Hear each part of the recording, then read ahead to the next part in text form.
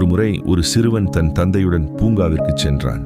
அங்கே வானில் பல வண்ணங்களில் பறந்து கொண்டிருந்த பட்டங்களை பார்த்ததும் தனக்கும் ஒரு பட்டம் வாங்கி தருமாறு தன் தந்தையிடம் கேட்டான். தந்தையும் அவனுக்கு ஒரு பட்டம் வாங்கி கொடுத்தார். அவன் அந்த பட்டத்தை உயர பறக்க விட்டு விளையாடத் தொடங்கினான்.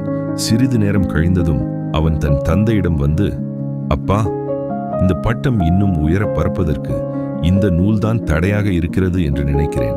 எனவே நான் இந்த நூலை அறுக்கப் போகிறேன் என்று கூறினான். தந்தையின் பதிலை கூட கேட்க காத்திராமல் அவன் அந்த நூலை அறுத்து விட்டான்.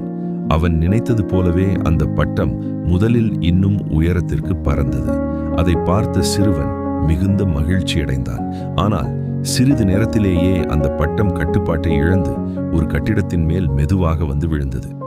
அவன் தன் தந்தையிடம் சென்று கேட்டான், அப்பா, நூல் அருந்தால் பட்டம் இன்னும் சுதந்திரமாக உயரே பறக்கும் என்றுதான் நான் நினைத்தேன்.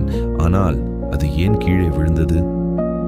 அப்பொழுது தந்தை அவனிடம் கூறினார், உன் பட்டம் காற்றின் வேகத்தையும் மற்ற தடைகளையும் தாண்டி உயரே பறந்ததற்கு அந்த நூலின் ஆதரவுதான் காரணமாக இருந்தது.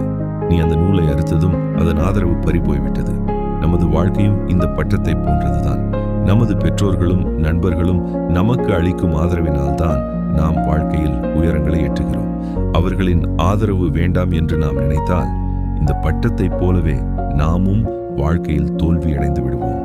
இந்த கதை நமக்கு உணர்த்துவது என்னவென்றால், நமது வெற்றியில் நம்மை சார்ந்தவர்களின் பங்கு மிக முக்கியமானது என்பதாகும். கதை பிடித்திருந்தால் லைக் பண்ணுங்க, ஷேர் பண்ணுங்க, சப்ஸ்கிரைப் பண்ணுங்க. நன்றி.